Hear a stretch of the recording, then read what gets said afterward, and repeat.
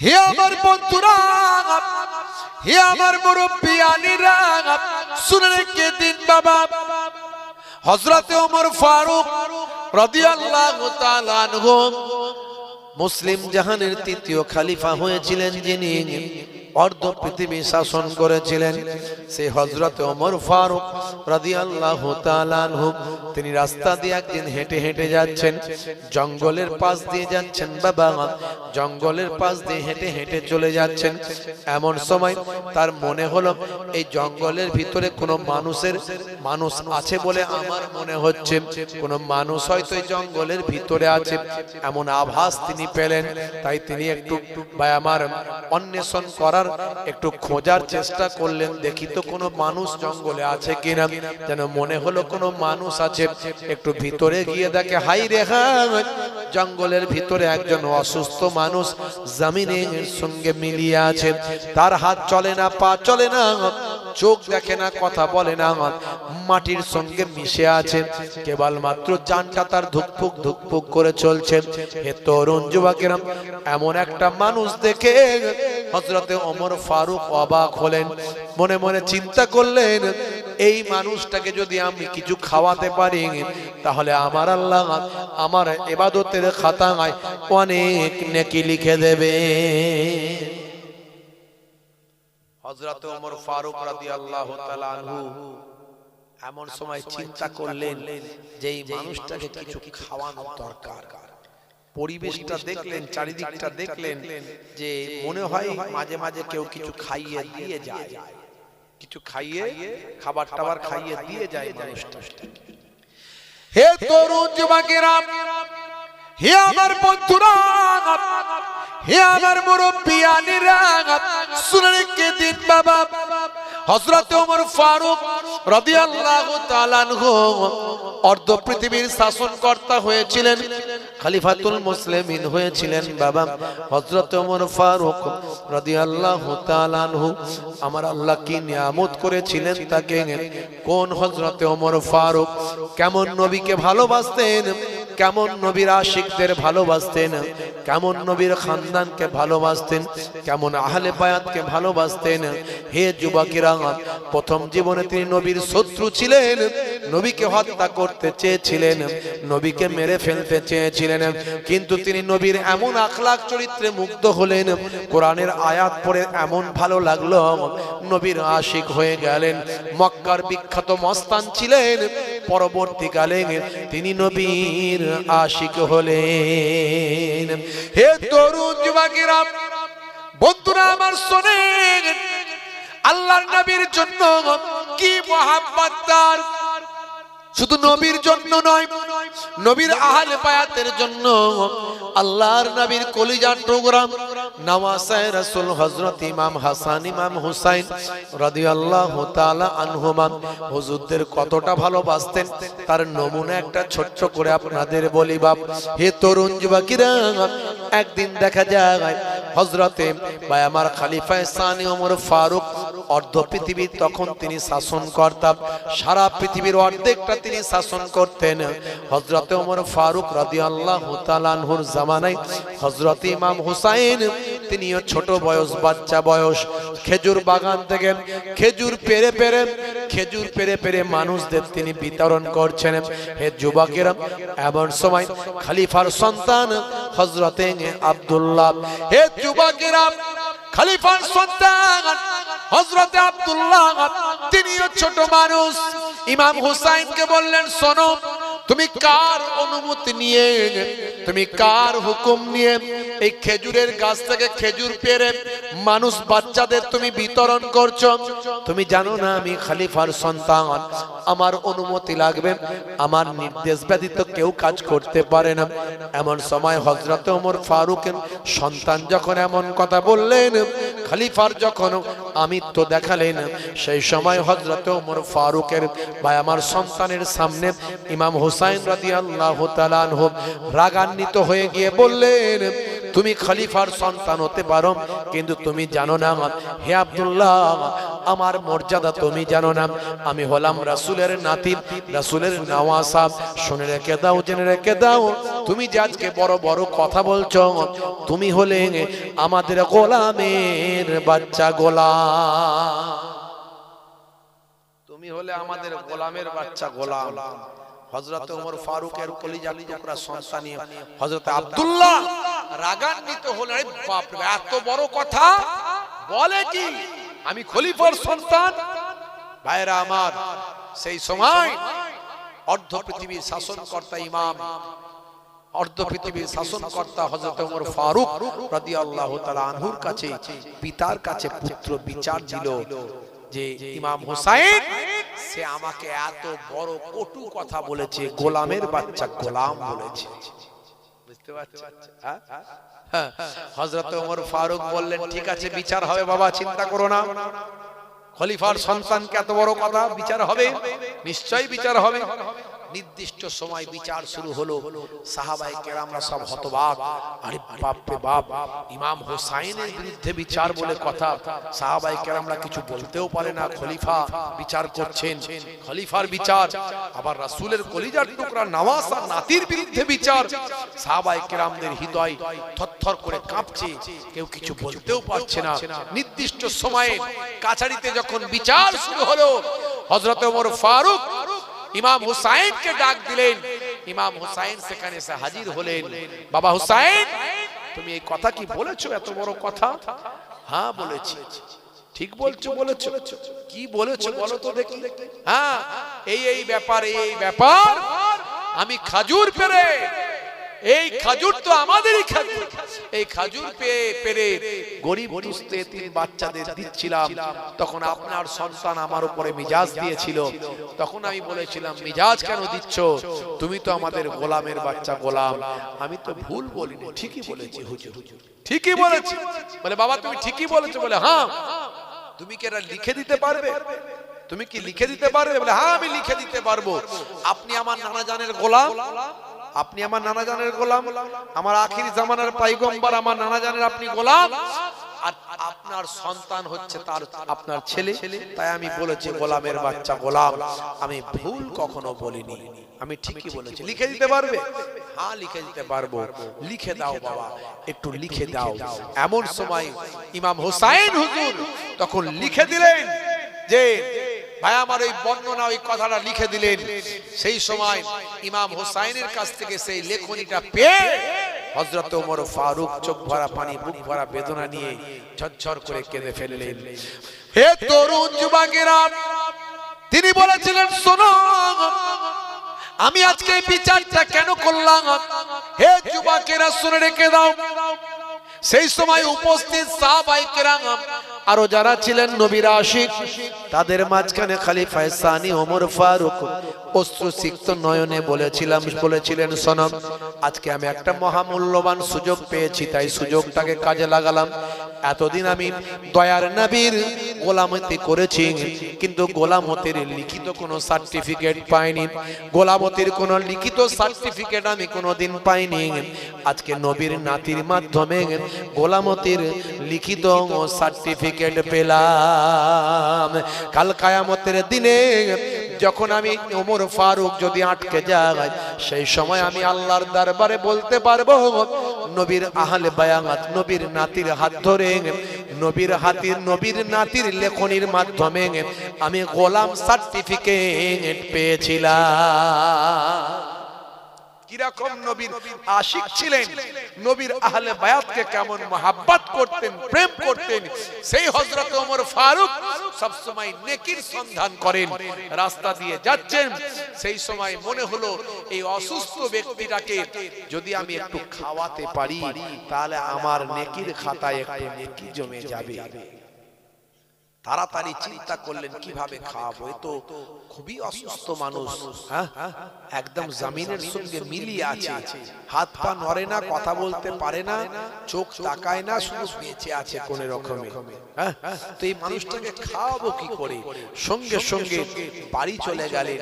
বাড়ি গিয়ে একটু টিফিনে করে গিলা গিলা নরম নরম গিলা গিলা খাবার তিনি তৈরি করে নিয়ে আসলেন। তাড়াতাড়ি করে এই নেকির কাজ, ভালো কাজটা যেন আমার আগে কেউ না করতে পারে, এই চিন্তা করে তাড়াহুড়ো করে আসছেন যে ওই অসুস্থ মানুষটাকে খাওয়াবেন। জোরে বলেন সুবহানাল্লাহ। ভাইরা আমার, হে যুবকেরা, বন্ধুরা আমার, শুনেন, হযরত ওমর ফারুক রাদিয়াল্লাহু তাআলা আনহু সেই সময় তিনি ওই মানুষটার কাছে এসে জঙ্গলের ভিতরে ঢুকে গেলেন। ভাইরা আমার, সেখানে গিয়ে বসে বললেন, হযরত ওমর ফারুক রাদিয়াল্লাহু তাআলা আনহু ওই গিলা গিলা নরম খাবারটা, হে তরুণ যুবকেরা, উপযোগী খাবারটাকে নিয়ে ওই অসুস্থ মানুষটার মুখের ভিতর একটু করে দিতে লাগলেন। ভাই আমার, যতবার খাওয়ানোর চেষ্টা করেন ততবার খাবারটা মুখ থেকে বেরিয়ে যায়। এইভাবে বারবার যখন মুখ থেকে খাবারটা বেরিয়ে যায়, হযরত ওমর ফারুক রাদিয়াল্লাহু তাআলা আনহু এবার একটু প্রেসার দিলেন, একটু চেপে খাবারটা দেওয়ার চেষ্টা করলেন। হে তরুণ যুবকেরা, খাবার তো পেটের ভিতরে গেল না, বরং মুখ থেকে রক্ত বেরিয়ে যায়। মুখ থেকে রক্ত বেরিয়ে গেল। হযরত ওমর ফারুক হুজুর বড় চিন্তিত হয়ে পড়লেন, আহারে, ভালো করতে গেলাম আর খারাপ হয়ে গেল, নেকি কামাতে গেলাম গুনাহ হয়ে গেল, রক্ত বেরিয়ে গেল মুখ থেকে, ইস, কত বড় অন্যায় কাজ হয়ে গেল। আহা, আল্লাহ আমাকে মাফ করেন, আল্লাহ আমাকে মাফ করেন। আল্লাহ গো, আমি তো তাকে কষ্ট দিতে চাইনি, আমি তার উপকার করতে চেয়েছিলাম, কিন্তু হয়ে গেছে উল্টো, আল্লাহ তুমি আমাকে ক্ষমা করো। কিন্তু হযরত ওমর ফারুক চিন্তা করছেন, আমি না হলে খাওয়াতে পারলাম না, কিন্তু কেউ না কেউ তো খাইয়ে দিয়ে যায়। এই পরিবেশটা দেখে মনে হচ্ছে যে কিছু কিছু এটা ওটা খাবার টাবার টুকটাক পড়ে আছে, কেউ না কেউ খাওয়াই বলে দেখে মনে হচ্ছে, কি করে খাওয়া। হে তরুণ যুবকেরা, হে আমার বন্ধুরা, শুনে রেখে দিন বাবা, জেনে রেখে দেন, হযরত ওমর ফারুক রাদিয়াল্লাহু তাআলা আনহু বাবা সেই সময় জঙ্গলের ভিতরে গাছের আড়ালে লুকিয়ে রইলেন। দেখি তো কোনো মানুষ এই মানুষটাকে খাওয়ানোর জন্য আসে কিনা। দেখছেন কিভাবে তারা নেকির সন্ধান করছেন, কি করলে নেকি পাওয়া যায়।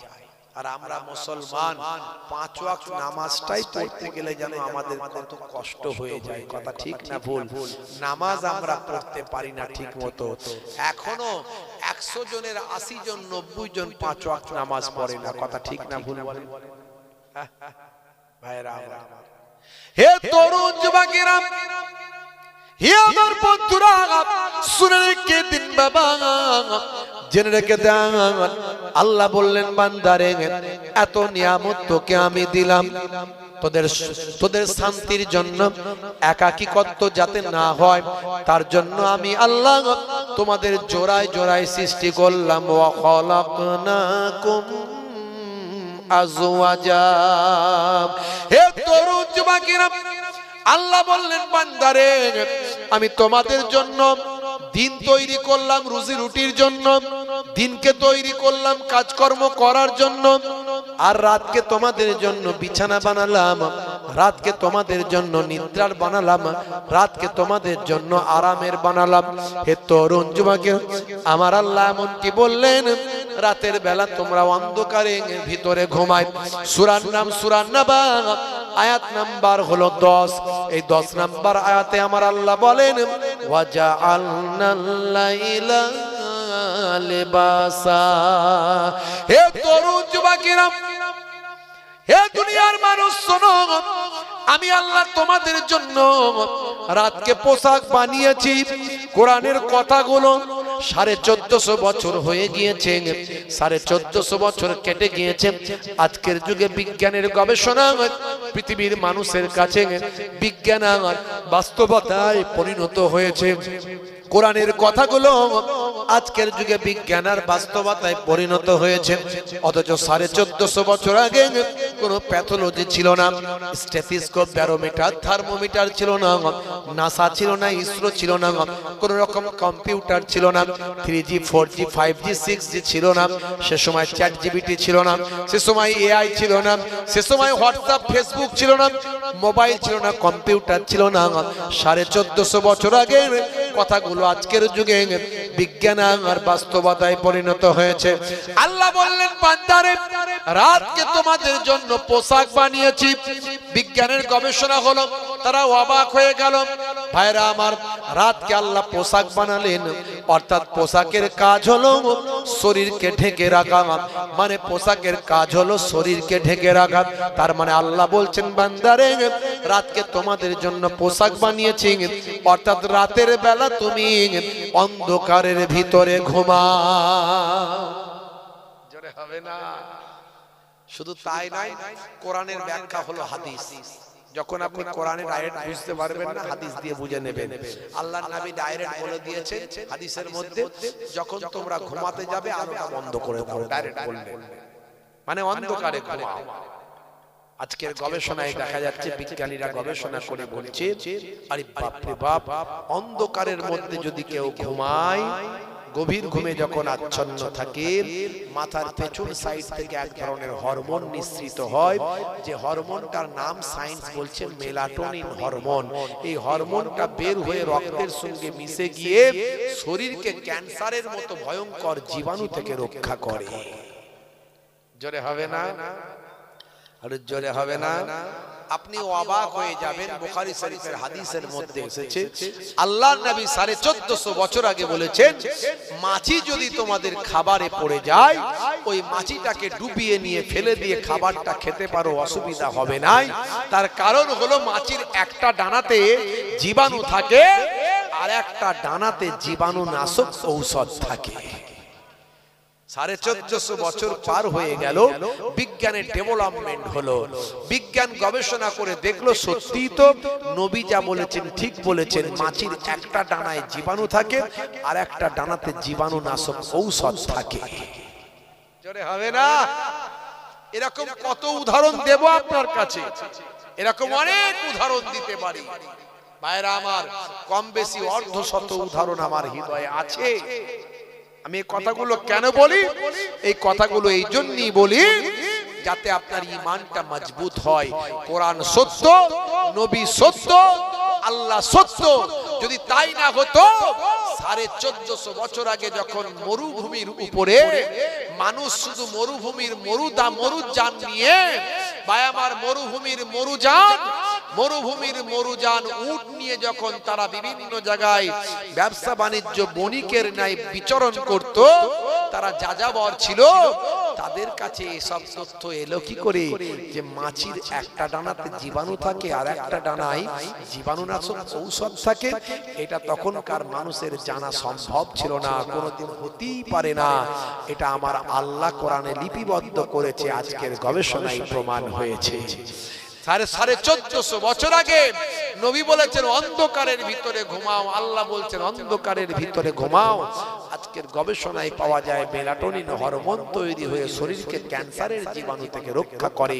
এগুলো পেল কি করে তখনকার যুগের মানুষ? না, কোরআন আল্লাহর কিতাব, তাই এটা কোরআনেই লেখা সম্ভব। জোরে বলুন সুবহানাল্লাহ।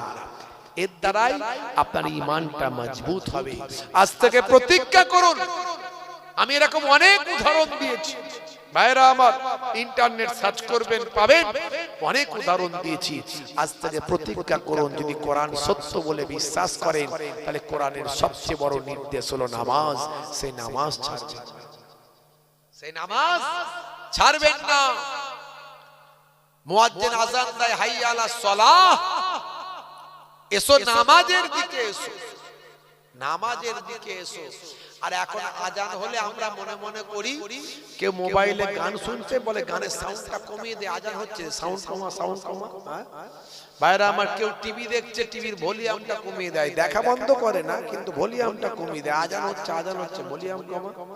আর ঘরের মায়েরা বোনেরা মাথায় হয়তো কাপড় নাই, গায়ে কাপড় নাই, ঠিক মতো কাজ টাজ করছে, যে আজান হয় বলে আজান হচ্ছে মাথায় কাপড়টা দে, মাথায় কাপড়টা দে, মানে ওইটা আজান হলে কাপড় মাথায় দিতে হয় আর ভলিউম কমাতে হয়, এটাই মনে হয় আমরা বুঝেছি এখনকার যুগের লোকজন, বুঝতে পারছে। আসলে এটা আসল বোঝা নয়, বোঝা মেন কথা হলো আজান দেওয়া হয় নামাজের আহ্বান।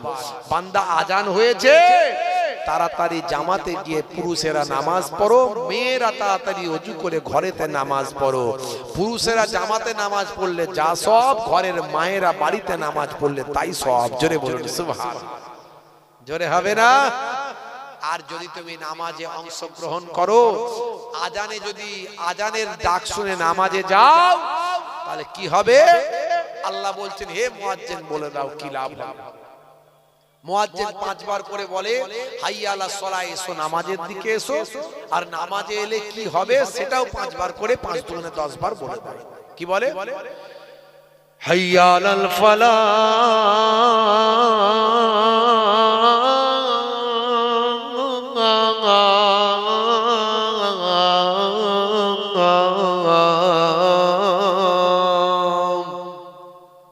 নামাজ এলে আল্লাহ বলছেন আমি তোমাকে কামিয়াবি দান করে দেব। জোরে হবে না? জোরে হবে না? নামাজকে বলো না কাজ আছে, কাজকে বলো আমার নামাজ আছে। আমরা কাজে ব্যস্ত থাকি, কাজ করব না নামাজ পড়ব? কাজটা পরে হবে, নামাজটা আগে হোক। আমার নানাজান ছোট হুজুর পীর কেবলা রাহমাতুল্লাহ আলাইহি নামাজের কথা বলতে গিয়ে রেগে যেতেন, রেগে গিয়ে বলতেন কি দিয়ে বোঝালে বুঝবে বলো, ঝোড়া আর কোদাল দিয়ে বোঝাও বাবা। রেগে যেতেন, বুঝতে পারছেন? আমার দাদাজান মায়াপুর পীরনগরী হুজুর পীর কেবলা রাহমাতুল্লাহ আলাইহি তিনি নামাজের কথা বলতে গিয়ে বলতেন বাবা দিনে রাতে 5 বার নামাজ, এই 5 বার নামাজ পড়তে 12 মিনিট করে সময় দিলে 1 ঘন্টা লাগে। 1 ঘন্টা যদি তুমি নামাজে সময় দাও, আমার আল্লাহ তোমার বাকি 23 ঘন্টা কামিয়াবি দান করে দেবে। তোমার যেটা দুঃখ, দুর্দশা, কষ্ট, বিপদ, আপদ যা আছে সব নামাজে এসে তুমি আল্লাহকে বলো। আল্লাহ বলছেন ওয়াস্তাইনু বিসসাবরি ওয়াস সালাহ, বান্দা তোরা আমার কাছে সাহায্য প্রার্থনা কর ধৈর্য এবং নামাজের মাধ্যমে। আল্লাহর কাছে চাইতে গেলে নামাজের মাধ্যমে চাইতে হবে। জোরে হবে না? সেই নামাজ ছেড়ে দেবে ভাইরা আমার সবচেয়ে বড় ইবাদত। সাহাবায়ে কেরামরা এই ইবাদত তো করতেন, তার সঙ্গে সঙ্গে অন্য কোন ইবাদত ছাড়তেন না। ছোট ছোট ইবাদতগুলো সব করতেন, সুন্নতে নববী তারা পালন করতেন। হে তরুণ যুবকেরা, হে আমার বন্ধুরা, শুনে রেখে দিন বাবা, জেনে রেখে দেন বড় বড় ইবাদত হলো নামাজ, রোজা, হজ, যাকাত। এই নামাজও পরে অনেকে চিটিংবাজিও করে, দাড়ি রেখে যে ধাপ্পাবাজি করছে, আল ছেটে বাড়াচ্ছে, ছেলের বিয়েতে মোটা পণ নিচ্ছে, বাপের সঙ্গে 33 নম্বরের মামলা করছে, স্ত্রীকে মাঝে মাঝে সময় হলি পিটে দিচ্ছে, মাঝে মাঝে পাড়া প্রতিবেশীর সঙ্গে এমন কর্কশ ভাষায় কথা বলে মানুষের হৃদয়টা জ্বালিয়ে দেয়। আবার মসজিদে নামাজটা পড়ে নেন। হে তরুণ যুবকেরা, আপনার নামাজ হবে না, নামাজ কাজে লাগবে না। তাই নামাজকে কাজে লাগাতে গেলে নামাজকে বাঁধ দিতে হবে, গিরতে হবে, নামাজকে কন্ট্রোল করতে হবে, এই সমস্ত বড় বড় ইবাদতগুলোকে রক্ষা করতে হবে। কি করতে হবে তাহলে? তার জন্য আপনাকে ছোট ছোট কাজগুলো করতে হবে। হে তরুণ যুবকেরা, হে আমার বন্ধুরা, হে আমার মুরব্বিয়ানেরা, মিষ্টি পোলাইট ব্যবহার করবেন, সব সময় হাসি হাসি মুখ রাখবেন। বলে হুজুর আপনি হাসি হাসি মুখ রাখতে বলছেন, আমরা মুখকে কিভাবে গাম্ভীর্য করা যায়, ভয়ঙ্কর করা যায় সেটা চেষ্টা করি, নাহলে লোকে মাথায় উঠে পড়বে, বুঝতে পারছেন? একটু হাসি হাসি মুখ রাখলে লোকে আর মানুষকে মানুষ মনে করে না। এখনকার যুগে একটু ভয়ঙ্কর চেহারা কি করে করা যায় সেই প্র্যাকটিস আমরা করি। মাঝে মাঝে দেখবেন অনেকে মোটা গোঁফ রাখে যাতে করে অন্তত গোঁফ দেখে লোকে ভয় পায়, আবার অনেকে দেখবেন বিরাপনের মতো গোঁফ পাকায় আবার যাতে করে গোঁফ দেখে অন্তত লোকে ভয় পায়, সামনে কথা বলতে গেলে তিনবার চিন্তা করে দাদাকে কি বলবো না বলবো নি, বুঝতে পারছেন? আর আপনি বলছেন মিষ্টি ব্যবহার করতে, হাসি হাসি মুখ। আরে ভাই, আমার নবীর আখলাকের কথা বলছি, নবীর সুন্নতের কথা বলছি। আমার নবীকে দেখলে বাচ্চাও ভয় খায় না, বুড়ো ভয় পায় না। আমার নবীর কাছে সবাই মনের কথা বলতে পারে, জোরে বলুন সুবহানাল্লাহ। এটা হলো সুন্নাত। আপনি হাসি হাসি মুখটা রাখা, মিষ্টি কথা বলা, হেসে হেসে কথা বলা, পোলাইট ব্যবহার করা, এই ব্যবহারটা যদি রাখতে পারেন, আল্লাহর নবীর সুন্নতের অনুসারী হবেন, আপনার ইবাদতের খাতায় আমার আল্লাহ নেকি লিখে দেবে। সবেতেই নেকি, হাসলে নেকি, কাঁদলে নেকি।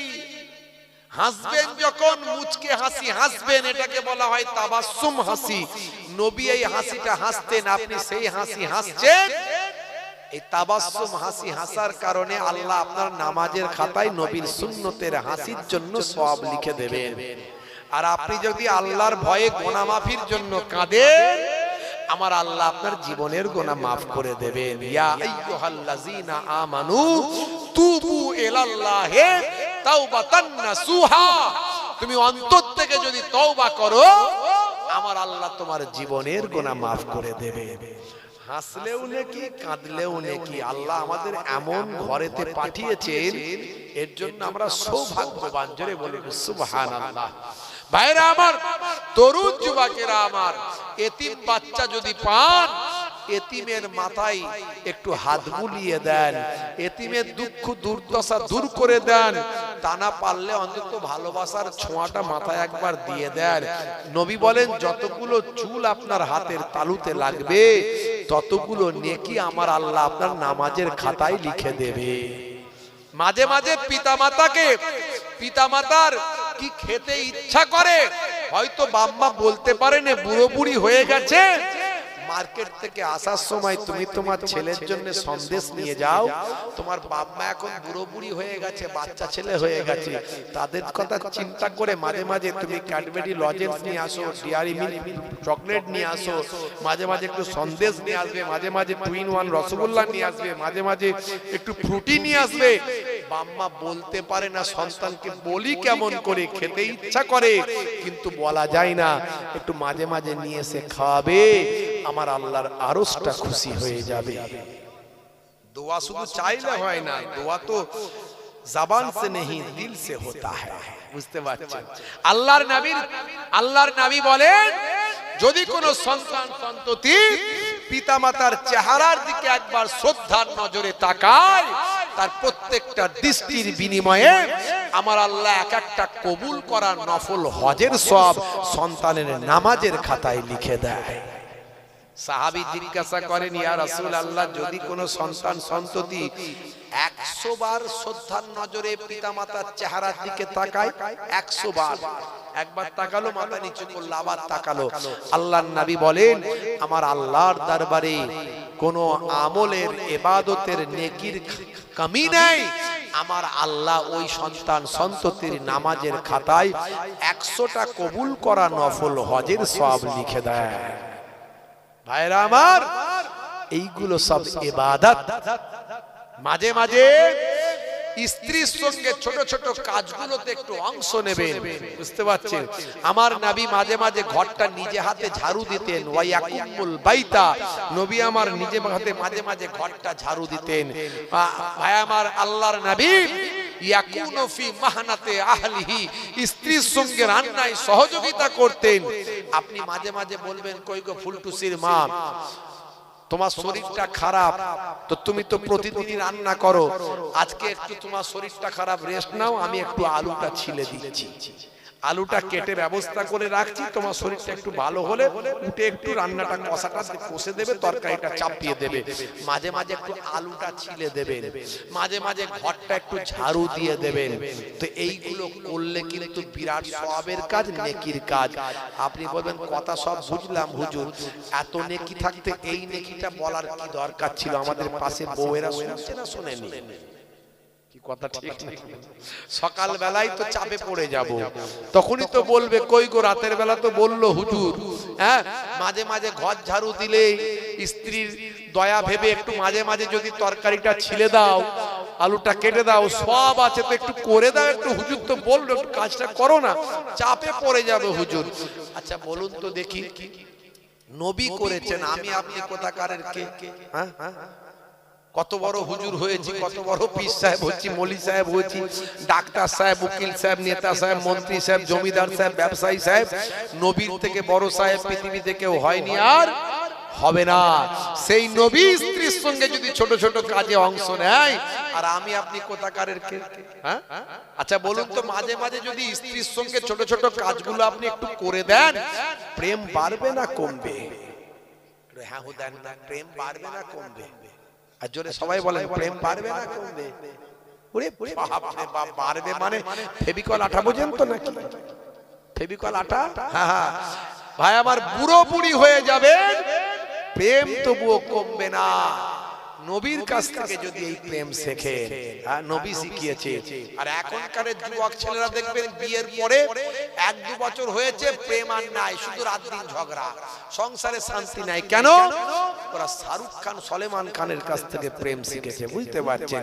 ওদের যত প্রেম সব বিয়ের আগে, হাত কেটে ফাঁক করে দিয়েছে, আই লাভ ইউ, তোমার জন্য জীবন দেব, রেল লাইনে মাথা দেব, বিষ খেয়ে মরে যাব, পটল ডাঙায় চলে যাব। ওরে বাপ রে বাপ, বাপ বলে তাড়াতাড়ি ধরে বিয়ে দে, নারে ছেলেটা মরে যাবে, বুঝতে পারছেন?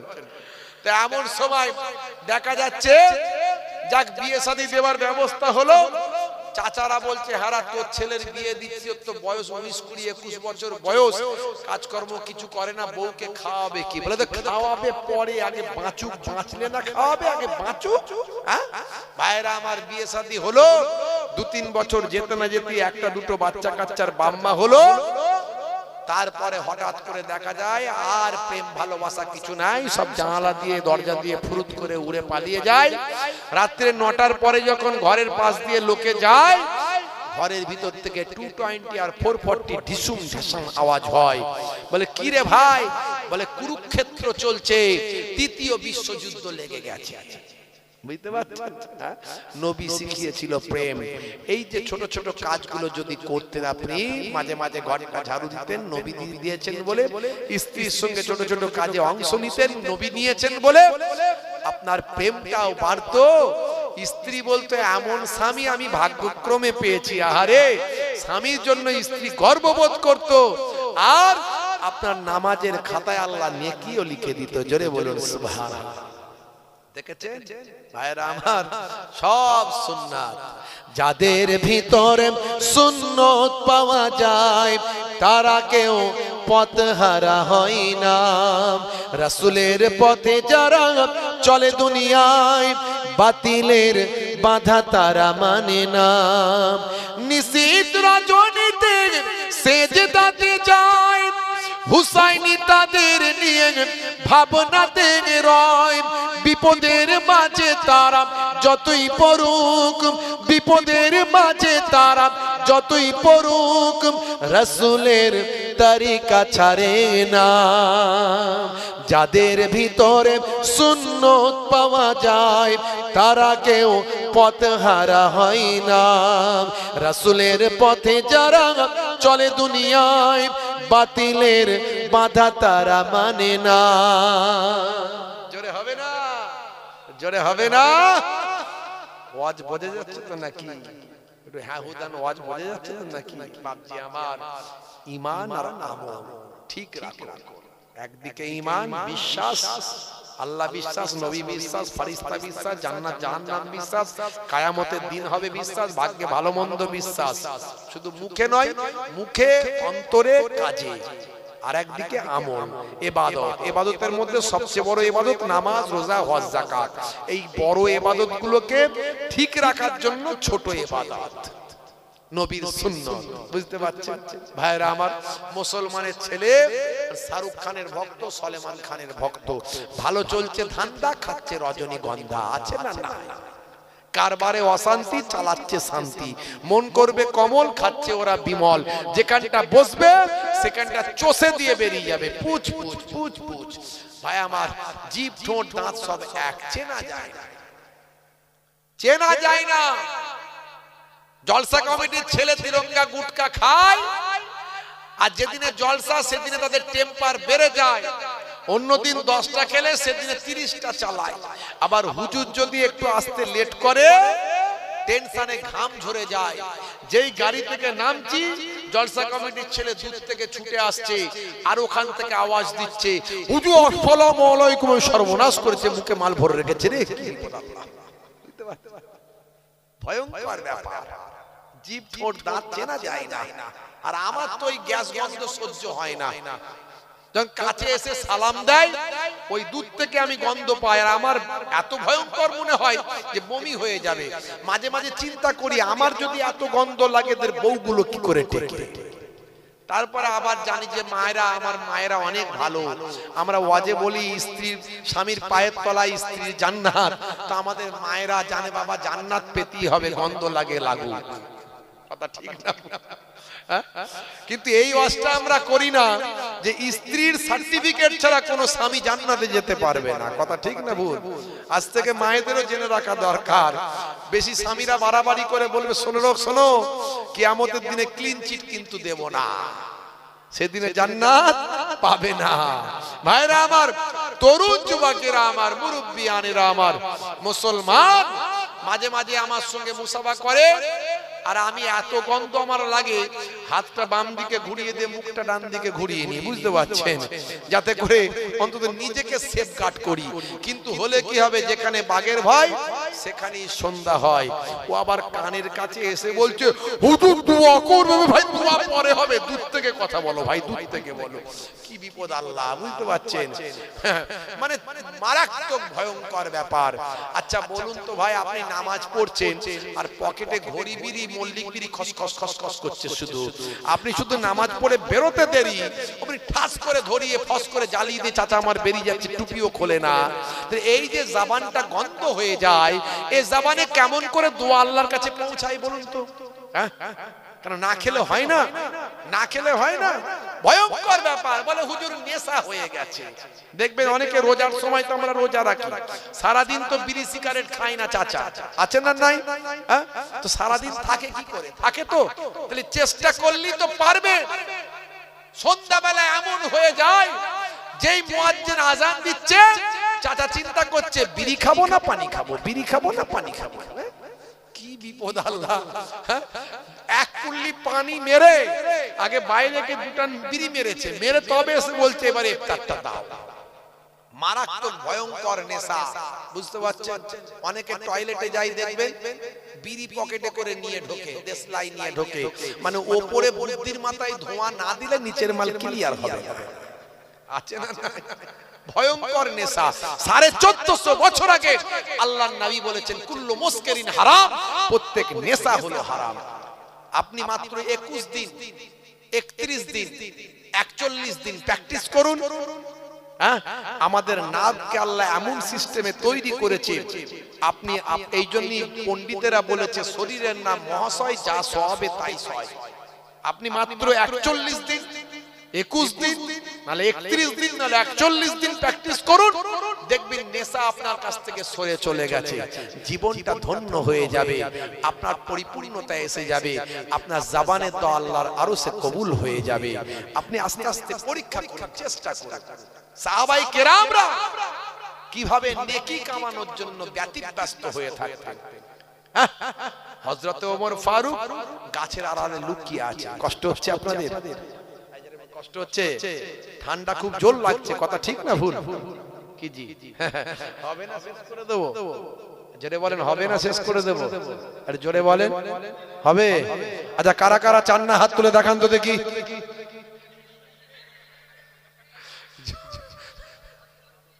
ঝোঁকে ঝোঁকে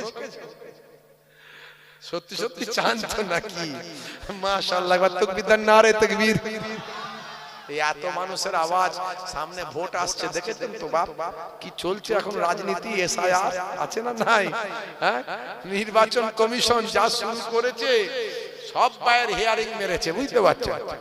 হ্যাঁ, ঘরে যতগুলো মেম্বার আছে কোনো না কোনো একটা অজুহাতে হিয়ারিং মেরেছে। যদি নাম বাদ দেওয়া যায়, বুঝতে পারছেন, চেষ্টায় আছে। ভাইরা আমার, চিন্তা করবেন না, হেফাজতের মালিক আল্লাহ, ভয় পাবেন না। একবার নয়, দুবার নয়, তিনবার নয়, আপনি প্রমাণ দিতে পারবেন যে আমি এদেশের নাগরিক।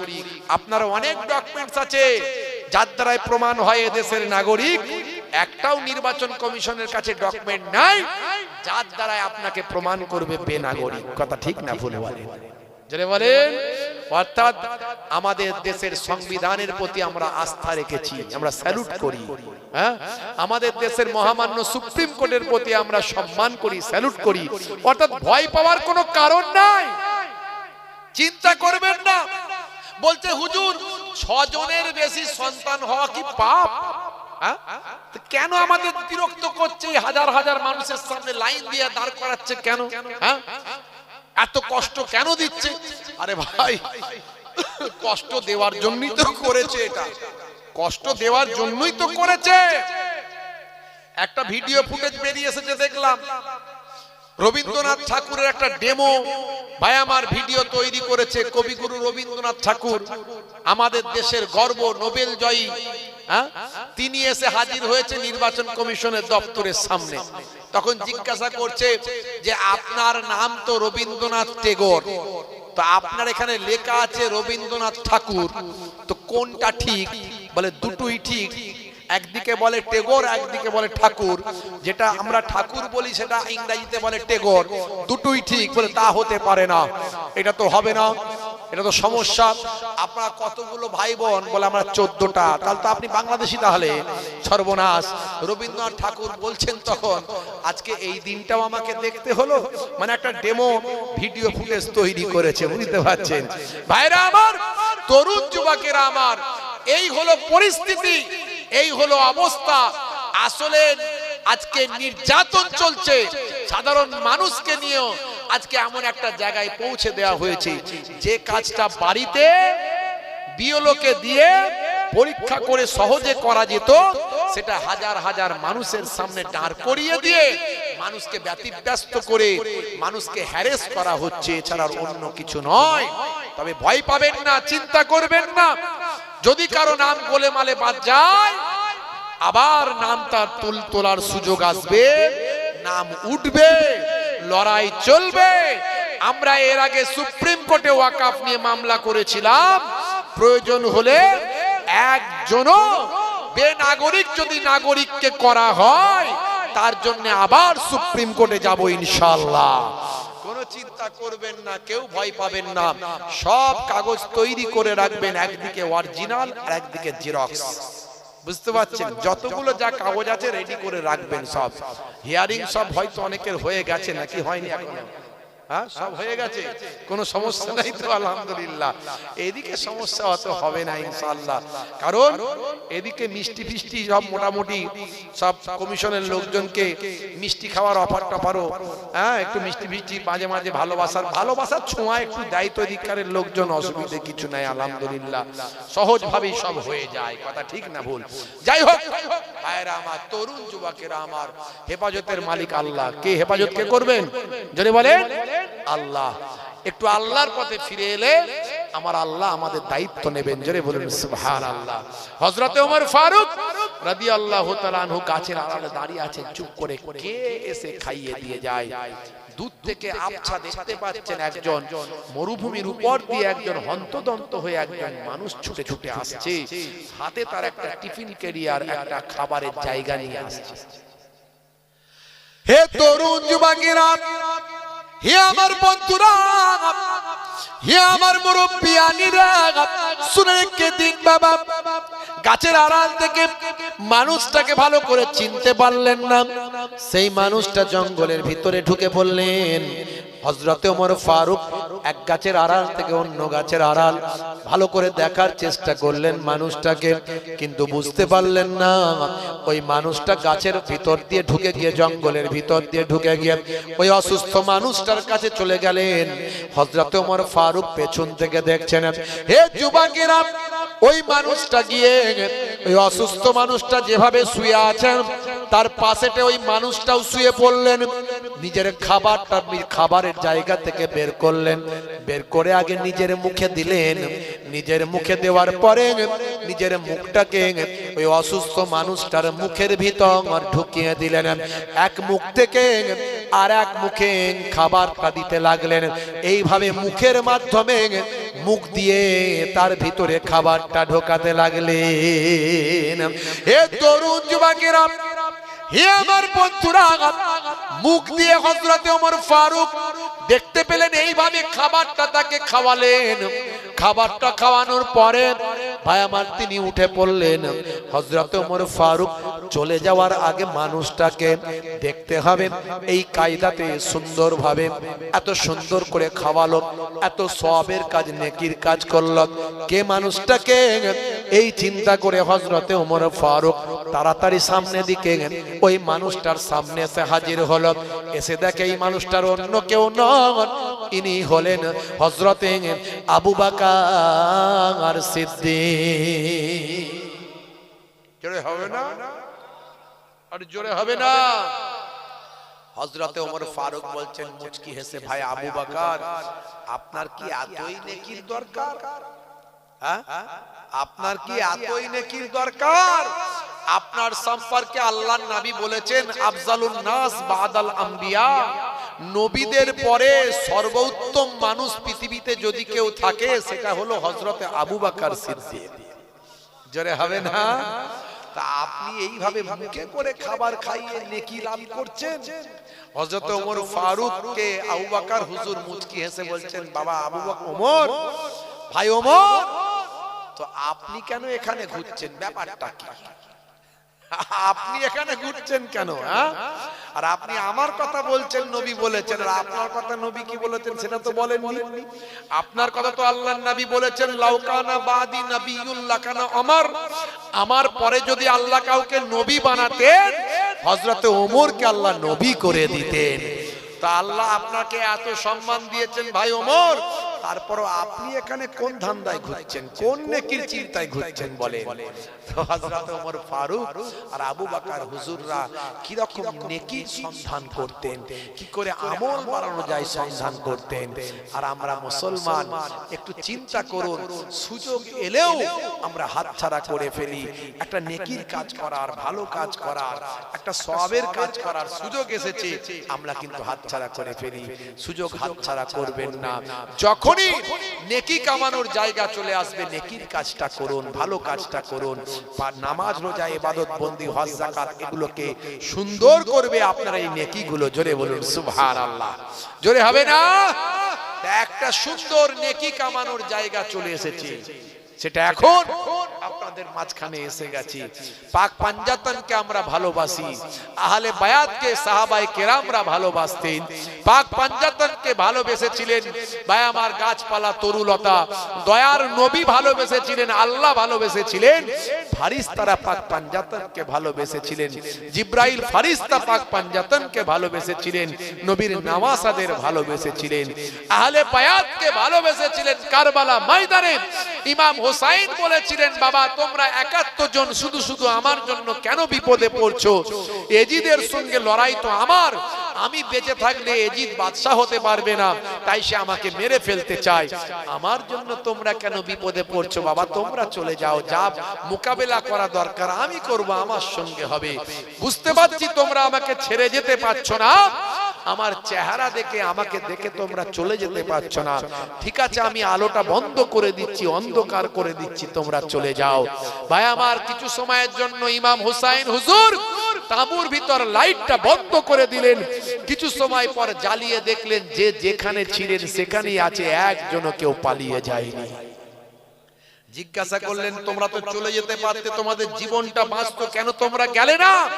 তখন তারা বলেছিল যে আহলে বায়াতকে আল্লাহ ভালোবাসেন, নবী ভালোবাসেন, সেই আহলে বায়াতের উজ্জ্বল নক্ষত্র ইমাম হুসাইনকে ছেড়ে যদি আমরা চলে যাই, কাল কিয়ামতের দিন আমরা রাসূলের দরবারে আমাদের চেহারা দেখাতে পারবো না। তাই আমাদের জীবন চলে গেলেও আমরা আহলে বায়াতকে ছেড়ে যেতে পারবো না। সেই পাক পাঞ্জাতন আহলে বায়াতকে ভালোবেসে একটা নেকি করার সময় এসে গেছে। পাক পাঞ্জাতনকে অনেকেই মনের ভিতর ভালোবাসেন, হৃদয়ে লালন পালন করেন। পাক পাঞ্জাতন হলো 5 জন, আহলে বায়াত হলেন 5 জন। আল্লাহর নবী, আল্লাহর রাসূল, আম্মা জান বেটি ফাতেমা তো জোহরা রাদিয়াল্লাহু তাআলা আনহা, হযরতে শের খোদা আলী মুর্তজা কারামাল্লাহু ওয়াজহু, আর 4 নাম্বার হযরত ইমাম হাসান, 5 নাম্বার ইমাম হুসাইন রাদিয়াল্লাহু তাআলা আনহুমা। এই 5 জন হলেন পাক পাঞ্জাতন। আজ এই পবিত্র রজনীতে, গভীর রাত্রিতে, দুনিয়ার অফিস বন্ধ, আল্লাহর অফিস খোলা, জান্নাতের বাগানে বসে এতগুলো মানুষ নেকি কামানোর সময় এসেছে। পাক পাঞ্জাতনকে ভালোবাসে, অন্তরে মহাব্বত করে, কিন্তু প্রকাশ করার জায়গা পায়নি। যারা আহলে বায়াতকে ভালোবাসে, পাক পাঞ্জাতনকে ভালোবাসে, টাকা দেওয়া তো দূরের কথা, নিজেদের জীবন পর্যন্ত দিতে পারে পাক পাঞ্জাতনের মহাব্বতে আহলে বায়াতকে ভালোবেসে। সেই আহলে বায়াতের কোন প্রেমিক যদি থাকেন, আমি দোয়া চাইবো আল্লাহ যেন আহলে বায়াতের রুহানি নেক নাজার, নেক ফায়েজ তার বাড়িতে তাকে আল্লাহ দুনিয়াতে নসিব করেন। আর মৃত্যুর পরে কাল কিয়ামতের দিনে সুপারিশ সাফাতি যেন আহলে বায়াতের পান, এবং আহলে বায়াতের সঙ্গে যেন আল্লাহ জান্নাতি করে দেন।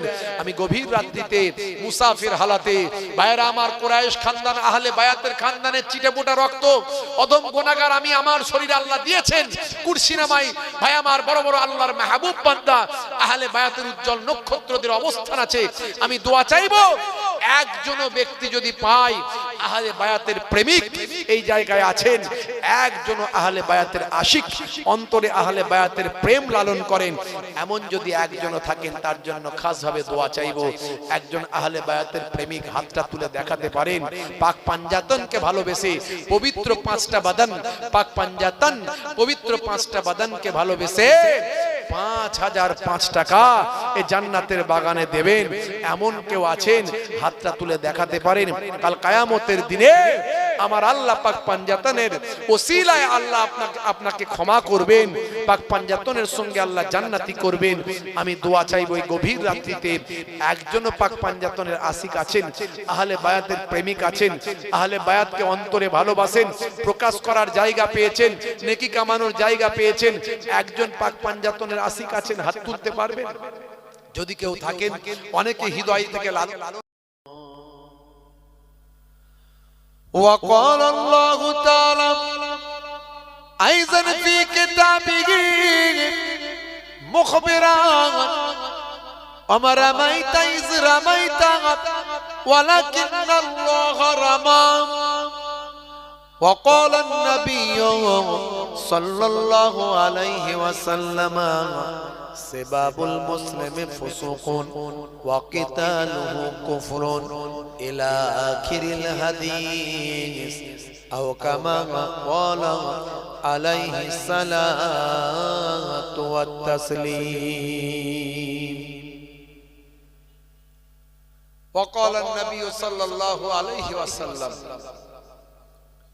من تمسك بسنتي عند فساد أمتي فله الأجر 100 شهيد إلى آخر الحديث أو كما قال عليه الصلاة والسلام.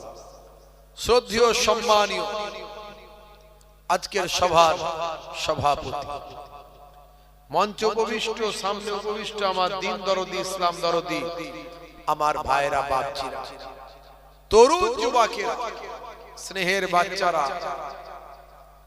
অলক্ষ্যে অবস্থিত ধার্মিকা মা ও বোনেরা, মাইক্রোফোনের আওয়াজে কান লাগিয়ে আছে জাতি, ধর্ম, বর্ণ নির্বিশেষে শ্রোতা বন্ধুরা, প্রত্যেককে আমি আপনাদের ভাই মোহেবুল্লাহ হুসাইনি, আপনাদের পীরের ঘরের আওলাদ, ফুরফুরা শরীফ ছোট হুজুর পীর কেবলা রাহমাতুল্লাহ আলাইহির মেয়ে, ছেলে, নাতি, মায়াপুর পীরনগরী হুজুর পীর কেবলা রাহমাতুল্লাহ আলাইহির ছেলে পৌত্র, দুই দরবারের মেহমান হয়ে মুসাফির হালাতে কুরাইশ খানদান আহলে বায়াতের খানদানের আমি নগণ্য একজন গুনাহগার খাদেম আপনাদের খেদমতে এসে হাজিরা দিয়েছি। কিছুদিন ইসলামের কথা বলবো, সারা শরীয়তের কথা বলে আপনাকে আমাকে আমার আপনার জীবন জিন্দেগি যাতে ইলাল্লাহ আল্লাহর দিকে মনোনিবেশ হয়, যাতে করে আমরা আত্মশুদ্ধি করতে পারি তার চেষ্টা করব। আমা তৌফিকি ইল্লা বিল্লাহ। আল্লাহ রাব্বুল আলামিন আমাকে যেমন বলিয়ে নেবেন বলার চেষ্টা করব। ভাইরা আমার, এই ঠান্ডার রাত্রে অনেক কষ্ট, প্রচন্ড ঠান্ডা আজকে। এই ঠান্ডাকে উপেক্ষা করে যারা বসে আছেন, এটা কিন্তু সহজ কথা নয়, কাজটা সহজ কাজ নয়। অনেক মনের সঙ্গে লড়াই করে এই গোটা কতক মানুষ বসে আছে। বাকি সব এসেছিল সন্ধ্যাবেলা, হইচই করেছে, মেলায় ঘুরেছে, ফুচকা খেয়েছে, পান খেয়েছে, তারপর চা খেয়েছে, হ্যাঁ কেনাকাটা করেছে, আরো কিছু করেছে, তারা বাড়ি চলে গেছে। কিন্তু এই মজলিসের ঠান্ডায় বসে থাকা অতটা সহজ ব্যাপার নয়। অনেক মনের সঙ্গে লড়াই করে আপনারা বসে আছেন। আমি তো বুঝতে পারছি আজকে ঠান্ডাটা কেমন আছে। আর আপনারা মাটিতে পাটা নিচে রেখেছে এই কাঠের উপরে, তাই পা ঠান্ডা হয়ে যাচ্ছে, বুঝতে পারছেন। তো যাই হোক, তো এর জন্য নিশ্চয় আমার আল্লাহ আপনাকে আমাকে কিছু যাজা বদলা দেবেন, কথা ঠিক না ভুল? আমরা মালিকের কথা শোনার জন্য বসে আছি। আমাদের একজন মালিক আছে না নাই? যারে বলেন আছে। আমাদের একজন মালিক আছে না নাই? মালিক আছে। সব কিছু যখন অসুবিধা হয়ে যায়, আপনি যে মালিকের আন্ডারে থাকেন, মালিককে যদি সন্তুষ্ট রাখতে পারেন, সে মালিক কিন্তু অল্প হলেও আপনার পাশে দাঁড়ায়, কথা ঠিক না ভুল? যে আমার দোকানে কাজ করে, আমার কারিগর আমার আন্ডারে থাকে, হ্যাঁ আমার কথা শোনে, আমি যা বলি তাই শোনে, বিপদে পড়েছে কিছু নাই হোক অল্প একটু পাশে দাঁড়ায়, কথা ঠিক না ভুল? আর আমরা সারা বিশ্বকুল কায়নাতের যিনি স্রষ্টা সেই মালিকের ইবাদত করি। খুব বেশি করতে পারি না, কিন্তু তাকি ডাকি, আমরা ঠেলাই পড়লেও ডাকি আর এমনিতেও ডাকি, অল্প হলো, কথা ঠিক না ভুল? হ্যাঁ, আমার মালিকও জানে যে আমার যেমন ইবাদত করা দরকার ওরা পারে না, কিন্তু একটু একটু ইবাদত করে। তাই ঠেলাই যখন আমরা পড়ি, মালিককে ডাকি, আমার আল্লাহ আমার মালিক নিশ্চয় আমাদের সাড়া দেবেন। তিনি দেখছেন যে আজকে আমার কথা শোনার জন্যই ওরা অনেক কষ্ট করছে, কথা ঠিক না ভুল? ভাইরা আমার, আমাদের একজন মালিক আছে, বিপদে পড়লে মালিককে পাশে পাওয়া যায়, কথা ঠিক না ভুল? দেখবেন মালিক ঠিক সাহায্য করছে, চিন্তা করবেন না। এর আগে অনেক বিপদ আমাদের উপর দিয়ে গেছে, করোনার বিপদ গেছে, বুঝতে পারছেন, আরো কত ঝড় ঝটিকা তুফান চলে গেছে, ভূমিকম্প হয়েছে, কত খরা হয়েছে, কত ভয়ামার জুলুম অত্যাচার হয়েছে। আবার এখন এসেছে এসআইআর এর ঝামেলা, এসেছে না আসেনি? আপনাদের মনে হয় এখানে হিয়ারিং ফিয়ারিং কারো আসেনি, কথা ঠিক না ভুল? বলে হুজুর প্রত্যেকের কাউকে বাদ দেয় নাই, প্রত্যেকের ফ্যামিলি 7 জন মেম্বার হলে 7 জনেরই হিয়ারিং আছে না নাই? মানে ছাকাই বাছাই সব আমাদেরই হচ্ছে, কথা ঠিক না ভুল? খিজি ভাইরা আমার, তরুণ যুবকেরা আমার, কিন্তু আমার মালিক দেখছেন, ভয় পাবেন না, চিন্তা করবেন না, হেফাজতের মালিক আল্লাহ। আর যারা ভারতের নাগরিক, তাদের বেনাগরিক করার ক্ষমতা কারো নাই, আবারও বলে যাচ্ছি। এই জন্য আপনি চিন্তা করবেন না, কোনোভাবেই আপনাকে বেনাগরিক করতে পারবেন না। আপনার পাশে আমরা আছি, লেকচারার্স অ্যাসোসিয়েশন অফ বেঙ্গল আছে। আমরা ওয়াকফ নিয়ে সুপ্রিম কোর্টে লড়াই করেছি, সুপ্রিম কোর্টে মামলা করেছি, আমি নিজেও মামলা করতে গিয়েছিলাম সুপ্রিম কোর্টে, আপনারা দেখেছেন সোশ্যাল মিডিয়ায়।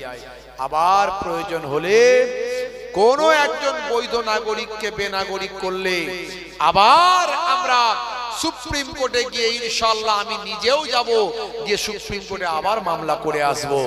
আমাদের এই কোর্টের উপর, সুপ্রিম কোর্টের উপর আমাদের আস্থা আছে, সংবিধানের উপর আস্থা আছে, ভয় পাবেন না। আইন আমাদের বিরোধিতা করবে না, কারণ ভারতের আইন এখনো গণতন্ত্রকে প্রাধান্য দেয়। জোরে বলুন সুবহানাল্লাহ। ভাইরা আমার, তাই বলবো কেউ ভয় পাবেন না, একজন মালিক আছে, আমাদের মালিকের আরাধনা করতে হবে, মালিককে ডাকতে হবে। মালিক আমাদের সহযোগিতা করবেন, মালিক আমাদের সাহায্য করবেন। ওয়া মাকারু ওয়া মাকারাল্লাহু ওয়াল্লাহু খায়রুল মাকিরিন। আল্লাহ বলছেন বান্দা চিন্তা করিস না, দুনিয়াতে যারা কৌশল করে, দুনিয়াতে যারা তোদের বিরুদ্ধে কৌশল করে, ওরে বান্দা চিন্তা করিস না। যতই দুনিয়ার বড় মস্তান কৌশল করুক, ফেরাউন কৌশল করেছিল মুসা নবীর উপর, মুসা নবীকে আমি আল্লাহ জয় লাভ দিয়েছি। নমরুদ কৌশল করেছিল ইব্রাহিম নবীর উপর, আমি আল্লাহ ইব্রাহিম নবীকে কামিয়াবি দিয়েছি। আমার আখিরি জামানার পয়গম্বরের উপর কৌশল করেছিল আবু জাহেল, আবু লাহাব, আমি আল্লাহ তাদের বিলীন করেছি, ধ্বংসপ্রাপ্ত করেছি, আমার নবীর কামিয়াবি দিয়েছি। ওরে বান্দা শুনে রেখে দে, দুনিয়া আর যত মস্তান আসুক না কেন, যতই কৌশল করুক না কেন, আমি আল্লাহ হলাম সবচেয়ে বড় কৌশলকারী। জোরে হবে না, আমার আল্লাহ হলেন সবচেয়ে বড় কৌশলকারী। তাই মালিককে আমাদের একটুখানি সন্তুষ্ট করতে হবে, মালিকের পথে চলতে হবে, মালিকের নির্দেশ মানতে হবে। বাঘ তাড়া করেছে গরুকে, গরু প্রাণ ভয়ে দৌড়াচ্ছে, ছুটছে, ছুটতে ছুটতে দেখে একটা শুকিয়ে যাওয়া পুকুর, শুধু পাঁক আর পাঁক কাদা, একেবারে ভাই আমার পুকুরের ধারে গিয়ে প্রাণপণে মেরেছে ঝাঁপ, একেবারে পুকুরের মাঝামাঝি চলে গেছে, গিয়ে সব পা গুলো সব গেড়ে গেছে, শুধু মুখটা বেরিয়ে আছে।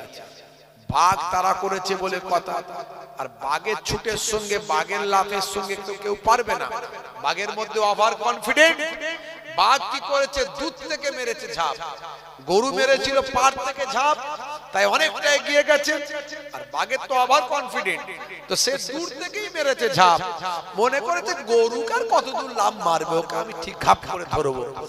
গরুর একদম কাছাকাছি এক হাত দু হাত দূরে বাঘ পড়েছে, ঘাপ করে পড়ে ওরও পা সব চারটে পা গেড়ে শুধু মুখটা বেরিয়ে আছে। বাঘ লাফালাফি করছে, বলছে এখনই খেয়ে ফেলবো। গরু বলছে পারবি না, যত লাফাবি তত কাদায় ঢুকে যাবি, যত লাফাবি তত পাকেতে গেড়ে যাবি। বাঘ বলছে এখনই খেয়ে নেবো, গরু বলছে পারবি না। গরু তখন মুচকি হেসে বলছে শোন, তুই আমাকে খেতে পারবি না, আর একটা কথা শোন, তুই বেটা এখানে পড়ে রয়ে যাবি, আমার একজন মালিক আছে, সন্ধ্যাবেলা যখন খুঁজবে আমাকে পাবে না, লোকজন নিয়ে এসে আমাকে তুলে নিয়ে যাবে, আর তোকে ডান্ডা দিয়ে ঠান্ডা করে পাকেতে আবার ঘেরে রেখে দিয়ে চলে যাবে, কারণ তোর মালিক নাই, আমার মালিক আছে। জোরে হবে না, আমাদের একজন মালিক আছে তো নাকি, সেই মালিকের কথা একটু শুনতে হবে, মালিকের নির্দেশটা একটু মানতে হবে।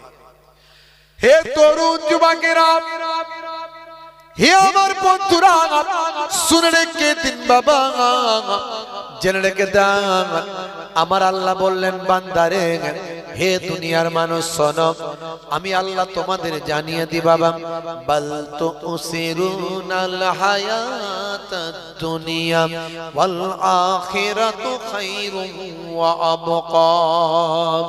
এই দুনিয়া হলো তোমাদের জন্য ক্ষণস্থায়ী, আর পরকালটা হলো তোমাদের জন্য চিরস্থায়ী। ওরে বান্দা শুনে রেখে দাও, এই দুনিয়া হলো অল্প দিনের, আর পরকালে কোনো মৃত্যু নাই। বান্দা পরকালের কথা চিন্তা করো, আমি এই দুনিয়াটা তোমাদের জন্য ইবাদতের জন্য পাঠিয়েছি। এই দুনিয়া হলো তোমাদের জন্য পরীক্ষাগার, আর দুনিয়া ও মাজরাআতুল আখিরাহ, দুনিয়া হলো পরকালের জন্য শস্য ক্ষেত্র। এখানে যেমন তুমি চাষ করবে, তেমন ফলটা তুমি সেখানে পাবে। ওরে বান্দা শুনে রেখে দাও, এই দুনিয়া হলো তোমাদের জন্য ক্ষণস্থায়ী।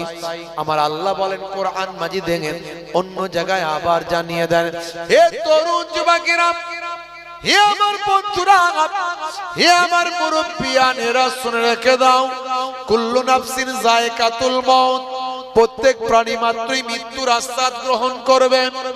ইজা জা আজালহুম লা ইস্তাখিরুনা শাআতাও ওয়া লা ইস্তাকদিমুন, মৃত্যুর যে সময় নির্ধারণ হয়েছে সেই সময়ের একটু এদিক ওদিক করা হবে না। আইনামা তাকুনু ইউদরিকুমুল মাউত ওয়ালাউ কুনতুম ফি বুরুজিম মুশাইয়াদা। বান্দা তুমি মৃত্যুর হাত থেকে পালায়ন যেখানে করো না কেন, লোহার গম্বুজের ভিতর, লোহার সিন্ধুকের ভিতর, মজবুত কেল্লার ভিতর, বান্দা তুমি যেখানে যাও, বান্দা তুমি ভেলোর চলে যাও, চেন্নাই চলে যাও, ম্যাড্রাস চলে যাও, পিজি চলে যাও, আমি আল্লাহ যদি তোমার মওত লিখে থাকি মৃত্যুর হাত থেকে রেহাই পাবে না। বন্ধুরা আমার, মরতে আপনাকে আমাকে হবে, তো মালিককে ভুলে গেলে চলবে না। সেই মালিককে একটু স্মরণ করতে হবে। এই দুনিয়াটা অল্প দিনে, একটু এহসাস করতে হবে। একটু ভাবুন তো, হে যুবক, তোমার জীবনে তুমি কত মানুষকে মারা যেতে দেখেছো, কত মানুষের দাফন করতে দেখেছো, কত মানুষকে তুমি জানাজায় অংশ নিয়েছো, কত মানুষকে তুমি মারা যেতে দেখেছো। হে যুবক, একবার তুমি ভাবো, আজ বেঁচে আছো, কাল থাকবে কিনা গ্যারান্টি নাই। এখনো সময় আছে, আমার আল্লাহ তোমাকে এখনো সময় দিয়েছেন। হে যুবক, আল্লাহর পথে ফিরে আসো।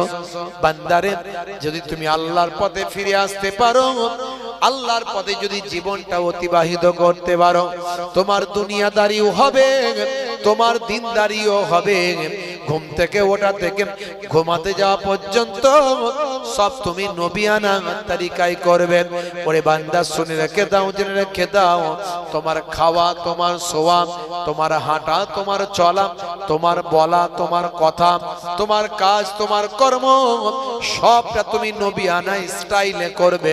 দুনিয়াটাও তোমার সুন্দর হবে, আর আখিরাতটাও তোমার সুন্দর হবে। ভাইরা আমার, তরুণ যুবকেরা আমার, মুরব্বিয়ানেরা আমার, তৎকালীন যুগের খলিফায়ে সানি হযরত ওমর ফারুক রাদিয়াল্লাহু তাআলা আনহু, তিনি ভাই আমার বিদেশীদের আমন্ত্রণে সাড়া দিয়েছেন। তিনি তৎকালীন যুগের আধুনিক সাম্রাজ্যবাদীদের বাদশার আহ্বানে, আমন্ত্রণে সাড়া দিয়েছেন। সেখানে আপ্যায়নের ব্যবস্থা করা হয়েছে, বিভিন্ন স্টাইলে খাবার দাবার দেওয়া হয়েছে। হযরত ওমর ফারুক হুজুর তিনি হাত দিয়ে খাবার খাওয়া শুরু করলেন। লোকে অবাক, আরে বাপ রে বাপ, একজন খলিফা তিনি আমাদের এরকম নরমাল ভাবে খাওয়া দাওয়া করছেন। নবী আমার, ভাই আমার, যে সুন্নত শিখিয়েছেন সেই সুন্নত মেনে চলতে লাগলেন হযরত ওমর ফারুক। তিনি বললেন, আত্রকু সুন্নতি বিকাউলি হুমাকা, আমি আহমকদের কথা, বোকাদের কথা শুনে আমি কি আমার নবীর সুন্নত ত্যাগ করব? না না না, যে অবস্থায় থাকি না কেন আমার রাসূলের সুন্নতের তাবেদারি করব। জোরে বলে সুবহানাল্লাহ।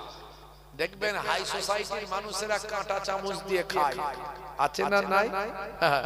ভাইরা আমার, তারা সব কাঁটা চামচ দিয়ে খায়, আর আমরা সেখানে ঢুকলে হাত দিয়ে খাই।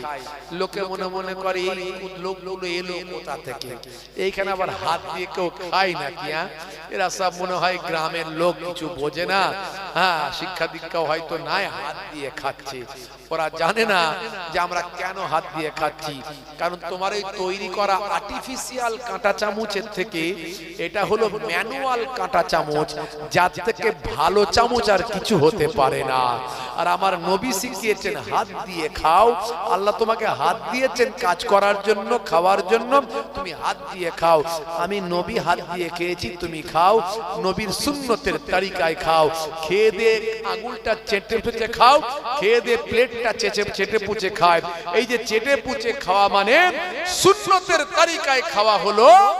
আর চেটে পুচে খেলে মুখ থেকে এক ধরনের লালা নিঃসৃত হয়, সায়েন্স বলছে সেটা তোমার হজমের উপকার হয়ে যায়। দেখেছেন ভাইরা আমার, আমার নবীর চরিত্র আখলাকের কাছে আধুনিক বিজ্ঞান তারা স্যালেন্ডার করেছে নবীর নির্দেশনার কাছে। কতগুলো কথা এরকম অসংখ্য বলা যেতে পারে। হে তরুণ যুবকেরা, হে আমার বন্ধুরা, হে আমার মুরব্বিয়ানিরা, শুনে রেখে দিন বাবা। হে মুসলমান, একটু লক্ষ্য করুন বন্ধুরা, আমার তরুণ যুবকেরা, আমার মুরব্বিয়ানিরা, আমার 1450 বছর আগে আমার আল্লাহ কোরআন মাজিদের ভিতরে বললেন, হে দুনিয়ার মানুষ শুনে রেখে দাও, আমি তোমাকে সুন্দর করে সৃষ্টি করেছি। আমি আল্লাহ তোমাকে সুন্দর করে পৃথিবীর জমিনে সৃষ্টি করেছি। আমি বানি আদমের আওলাদকে আমি আল্লাহ সুন্দর করে সৃষ্টি করেছি। লাকাদ কাররামনা বানি আদম, আদমের আওলাদকে আমি আল্লাহ মর্যাদা সম্পন্ন করেছি, অনেক সম্মানিত করেছি। হে তরুণ যুবকেরা, আল্লাহ বলছেন বান্দারে, আমি তোমাকে সর্বাপেক্ষা সুন্দর করেছি। লাকাদ খালাকনাল ইনসানা ফি আহসানি তাকবীম। হে যুবকেরা, আমার আল্লাহ বললেন বান্দা, তোমাকে এক কাতরা নাপাক পানি থেকে সৃষ্টি করেছি। সুম্মা কানা আলাকাতান ফাখালাকা ফাসাওয়া। আমি আল্লাহ ওই নাপাক পানিটাকে রক্তপিণ্ডে পরিণত করেছি। এক বিন্দু নাপাক পানি, অল্প কয়েক ফোঁটা নাপাক পানিকে আমি আল্লাহ রক্তপিণ্ডতে পরিণত করেছি। ওই রক্তপিণ্ডটাকে আমি আল্লাহ মাতৃগর্ভে গোস্তের টুকরোতে পরিণত করেছি। গোস্তের টুকরোটাকে আমি আল্লাহ গোস্তের টুকরোটা থেকে, সেখান থেকে পঞ্চ ইন্দ্রিয় নাসিকা কর্ণ জিহ্বা ত্বক দিয়ে সুন্দর মানুষ সৃষ্টি করেছি। হে মানুষ, শুনে রেখে দাও, তোমার জন্মের কথা তুমি ভাবো। আমি আল্লাহ তোমাকে কি নিয়ামত দান করেছি, তোমাদের একাকিত্ব যাতে না হয় আমি আল্লাহ জোড়ায় জোড়ায় সৃষ্টি করেছি। ওয়া খালাকনাকুম আজওয়াজা। হে যুবকেরা, আল্লাহ বললেন বান্দারে, এত কিছু নিয়ামত দিয়েছি, তার বিনিময়ে তোমাদের কাছ থেকে আমি আল্লাহ একটা জিনিস চেয়েছি, সেটার অন্য কিছু নয়, সেটা হলো বান্দা আমার ইবাদত করবে। আমার ইবাদত করার জন্য আমি আল্লাহ তোমাদের সৃষ্টি করেছি। আমরা মনে করি ইবাদত মানে নামাজ, রোজা, হজ, যাকাত। তো সব সময় যদি ইবাদত বন্দি করব, সংসার, ধর্ম, কাজকর্ম, ব্যবসা বাণিজ্য হবে কি করে? হ্যাঁ, মনে রাখবেন, শুধু নামাজ, রোজা, হজ, যাকাতটাই ইবাদত তা নয়। আপনার কথা বলা, আপনার ভালো ব্যবহার করা, আপনার কাজ করা, ব্যবসা করা, দোকান করা, চাষ করা, ছোটদের স্নেহ করা, বড়দের সম্মান করা, আপনার খাওয়া, আপনার ঘুমানো, আপনার শোয়া, আপনার কথা বলা, আপনার ব্যবহারিক জীবনে চালচলন দেখানো, স্ত্রীর সঙ্গে আপনার প্রেমালাপ করা, কাজকর্মগুলো করা, পিতামাতার সেবা করা, যা কিছু করছে, ঘুম থেকে উঠে ঘুমাতে যাওয়া পর্যন্ত যা কিছু করছেন সারাটা দিন রাত, সবটাই আমার নবী দেখিয়ে দিয়েছেন। এমনকি মাথাটা কেমন করে আঁচড়াবেন সেটাও নবী বলেছেন। জোরে বলুন। পৃথিবীর কোথাও এমন কোথাও আছে কিনা আমার জানা নাই, ব্যবহারিক জীবন, পারিবারিক জীবন, রাজনৈতিক জীবন, সামাজিক জীবন, অর্থনৈতিক জীবন, আপনি যে টাকা জমিয়ে টাকার পাহাড় তৈরি করবেন, আর এক শ্রেণীর মানুষের কাছে টাকা থাকবে না, এটাও 1450 বছর আগে নবী বলেছেন। তোমরা কেউ অর্থকে জমিয়ে পাহাড় বানিয়ে ফেলো না, অর্থকে ছড়িয়ে দাও। অর্থনৈতিক ভাই আমার যে ডেভেলপমেন্ট, সেটা 1450 বছর আগে আমার নবী বলে দিয়ে গেছে। 1450 বছর আগে নবী বলেছেন, শ্রমিকের ঘাম শুকিয়ে যাওয়ার আগেই তার পারিশ্রমিক মিটিয়ে দাও। আমার নবীর কথাগুলো আজকের যুগে সব ভাই আমার গবেষণার বিষয় হয়েছে, সব প্রবাদ বাক্যে পরিণত হয়েছে। জোরে বলুন সুবহানাল্লাহ। এই জন্য আমরা আমাদের নবীকে নিয়ে যদি গবেষণা করি আপনার ঈমান মজবুত হবে। কোরআন মাজিদ নিয়ে যদি গবেষণা করি আপনার ঈমানটা মজবুত হয়ে যাবে। জোরে বলুন সুবহানাল্লাহ। হে তরুণ যুবকেরা, হে আমার বন্ধুরা, হে আমার মুরব্বিয়ানেরা, শুনে রেখে দিন বাবা। হে মুসলমান, একটুখানি লক্ষ্য করুন, সেই নবীকে আপনাকে আমাকে ভালোবাসতে হবে, দয়ার নবীকে মহাব্বত করতে হবে, নবীর সুন্নতকে ভালোবাসতে হবে।